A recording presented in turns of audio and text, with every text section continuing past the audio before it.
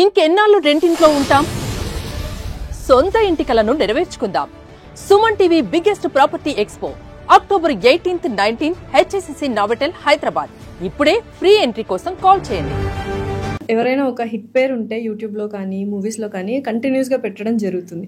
So మీరు విరాజిత గారు hit పేరు అని ఇప్పటికీ మాట్లాడుకుంటారు. ఇప్పటికీ కామెంట్స్లో విరాజిత అక్కని తీసుకురావా, విరాజిత ఉదయం తీసుకురావా అన్న కామెంట్స్ చూస్తుంటాం.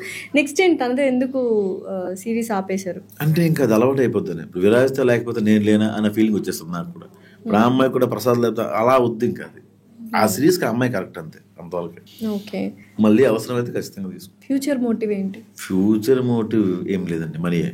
అసలు మోటివ్ ఏంటి? అసలు మోటివ్ మనీ. రెండు మనీ ఏంటి? Why money is so important in Prasad Bairaj? Money important కాదు, దాన్ని చాలా తక్కువ సార్లు చూసాను నేను గతంలో. అప్పుడు ఎక్కువ సార్లు చూడాలనిపిస్తుంది అంతే. సో ఎటువంటి ఎక్స్పీరియన్సెస్ అంటే కొన్ని చేదు అనుభవాలు ఉంటాయి, లైక్ కొన్ని స్వీట్ మెమరీస్ ఉంటాయి లైఫ్లో. సో వాటి నుంచి ఏమైనా నేర్చుకున్నారా? What did you learn from that? నేర్చుకునే అంత అవకాశం మనకి దాన్ని ఏమంటారు ఇవ్వదనిపిస్తుంది నాకు. ఎందుకంటే అరే దెబ్బ తగిలింది, మనం ఎట్లా ఉండకూడదు, ఎట్లా ఉండాలనుకున్న లోపు ఇంకో దెబ్బ తగులుతున్నాం. అట్లా కాదు, ఏదో జరిగిపోయింది ఇక్కడ, మనం కొంచెం టంగ్ స్లిప్ అయినాం, అట్లా కాదు అనుకున్న లోపు ఇంకోటి తగులుతున్నాం. సో నువ్వు ఎప్పుడైతే వెన్ యూర్ గ్రోయింగ్ అప్, జనాలు ఏం చేయరు, చుట్టూ ఉన్న వాళ్ళకి మాత్రం మండుతూ ఉంటుంది. అదే అంటే ఇప్పుడు చక్కగా ఇలా పద్ధతిగా చీరలు కట్టుకొని ఇంటర్వ్యూలు చేసినా కూడా కొన్ని నెగిటివ్ కామెంట్స్ అడపదడప మేము చూస్తుంటాము. బట్ మీరు ఇన్ని వెబ్ సిరీస్లు చేసినా కూడా ప్రతి ఒక్క సిరీస్లో ఏ కామెంట్ చూసినా పాజిటివ్గానే ఉంటుంది. అసలు how is it possible? Positive ఉన్నాయి, నెగిటివ్ ఉన్నాయి. బేసిక్గా ఒకడు కమెంట్ పెడుతున్నాడు అంటే నేను చాలా రెస్పెక్ట్ ఇస్తానండి వాడికి. ఎందుకు అంటే వాడు మన వీడియో చూసి, ఎవరైతే ఆడియన్స్ మన వీడియో చూసి టైం తీసుకొని ఏదో ఒకటి మన గురించి మాట్లాడటము, అప్రిషియేట్ చేయడము చేస్తున్నాడు. అది చాలా గొప్ప విషయం. చూసి వదిలేకుండా దానివల్ల రీచ్ పెరుగుతుంది, దానివల్ల అరే మనం బాగా చేస్తున్నాం అనే మనకి బూస్ట్ వస్తుంది. ఎగ్జాంపుల్ నేను పెళ్లివారం అండి, నేను అసలు విరాజిత హీరోయినే కదా అందులో, ఫస్ట్ వేరే అమ్మాయి ఉండే. కట్ చేస్తే విరాజిత అనుకుండా సడన్గా మేము ఒక గెస్ట్ ఎంట్రీగా తీసుకున్నాం. ఆడియన్స్ ఏంటి, ఆ విరాజిత ఇప్పుడు నెక్స్ట్ విరాజితని పెళ్లి చేసుకుంటాడు అని చెప్పి కింద కమెంట్లు పెట్టడం మొదలు పెట్టారు. సో వాళ్ళు ఇది ఎక్స్పెక్ట్ చేస్తున్నారా అని చెప్పి ముందు రోజు కమెంట్స్ చదివి మరుసటి రోజు ఎపిసోడ్ చేసేవారు. నేను స్వతహాగా కథ నేను రాసింది కాదు, డైలాగ్స్ నేను రాశాను, కానీ ఇన్పుట్స్ అన్ని కూడా వాళ్ళ దగ్గర తీసుకున్నవి. సో పాజిటివ్ కమెంట్స్ నాకు అట్లా హెల్ప్ అయ్యాయి. సో నెగిటివ్ కమెంట్స్కి వస్తే కొత్తలో నాకు నెగిటివ్ కమెంట్స్ నా దృష్టిలో ఏంటంటే, ఈ ఇందులో బాగా చేయలేదు, మీరు లాస్య బాగా యాక్టింగ్ చేయలేదు, ప్రసాద్ బాగా యాక్టింగ్ చేయలేదు, ఇడేలో ఎక్కడ పడకూడదు, ఇంకా ఎడిటింగ్లో బాగా చేయదు, ఇలాంటివి చెప్పినప్పుడు నేను కరెక్ట్ చేసుకుంటాను. కానీ వాళ్ళు ఏం చేస్తున్నారంటే బూతులు మాట్లాడడం, ఒక అమ్మాయి కొంచెం బాగుంటే ఆ అమ్మాయిని అవి చూసి ఓకే ఈ నెగిటివ్ కామెంట్స్ కాదు, బ్యాడ్ కామెంట్స్ ఇవి అట్లా పట్టించుకోవడానికి.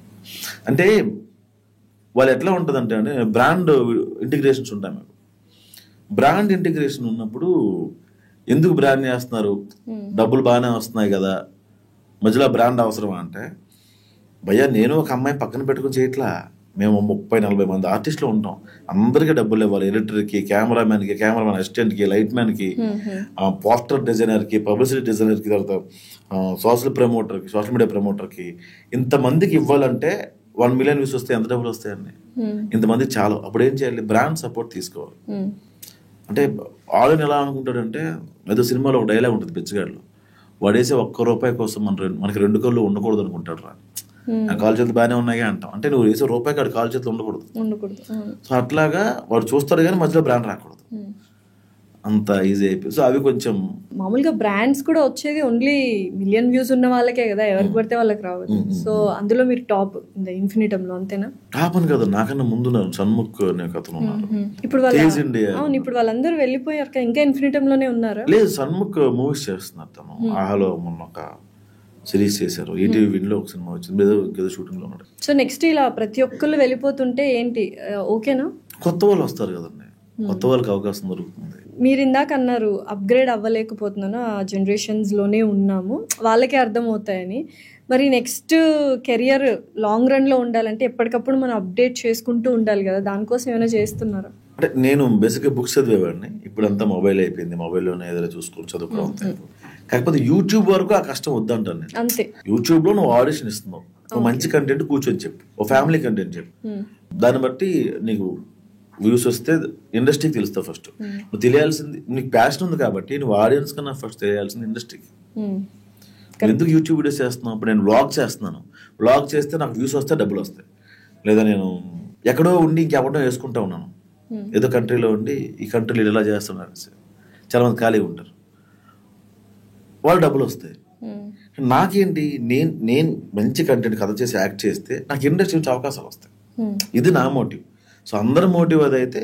ఇప్పుడు ఇండస్ట్రీలో అవకాశాలు ఎలా ఉన్నాయి ప్రసాద్ బైరాగి? బాగానే ఉన్నాను, పర్లేదు. సో నెక్స్ట్ మూవీస్ ఏమేమి ఉన్నాయి ఏంటి? అసలు పేర్లు రివీల్ చేయకూడదు, ఈ మంత్ ఎండింగ్ నుంచి అన్ని. అంటే క్యారెక్టర్ ఆర్టిస్ట్ రోల్స్ చేస్తున్నారా, సీరియస్ రోల్స్ చేస్తున్నారా, లేకపోతే లైక్ జాలీ టైప్ చేస్తున్నారు? 3 అండి. ఒక కమెడియన్ గా చేస్తున్నా, క్యారెక్టర్ ఆర్టిస్ట్ చేస్తున్నా, ఫాదర్ క్యారెక్టర్స్ కూడా చేస్తున్నా. ఫాదర్ క్యారెక్టర్ ఏం పర్లేదు. ఎవరికి ఫాదర్? చిన్న పిల్లలకా పెద్దవాళ్ళకి? పెద్దవాళ్ళకి. ఓకే, పెద్దవాళ్ళకి చేశారు.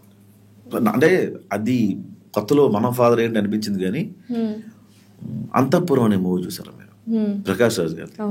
హీ వాజ్ 31 ఆ టైంలో. శారదా గారు ఆయన కానీ 20 ఏళ్ళు పెద్ద ఉంటారు.